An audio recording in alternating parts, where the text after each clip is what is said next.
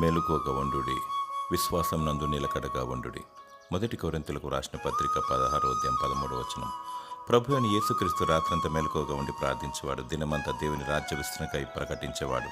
ఆయన శిలువ కార్యమును జరిగించుటకు ముందు గెత్సేమనే తోటలో తన శిష్యులను ప్రార్థించమని సెలవిచ్చాడు.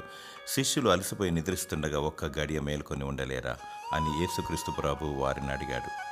నేటి కాలంలో విశ్వాసమునందు నిలకడగా ఉంటూ కుటుంబము, పిల్లలు, బంధువులు, సొంతవారు, స్నేహితులు, సమస్త భూప్రజలు మరియు మన దేశ నాయకులు రక్షణ, నిరీక్షణ, మారుమనసు కలిగి నిజమైన సత్యబాటలో పయనిస్తూ పరిశుద్ధత, పవిత్రత కలిగి నిష్కలంకమైన వధువు గుంపులో ఉండుటకు ప్రతి వారి కొరకు మెలకువగా ఉండి ప్రార్థన, విజ్ఞాపన, యాచనలు చేయాలి. దేవునికి మొరపెట్టాలి. కన్నీళ్లు విడుచుచు మెలకువగా ఉండాలి.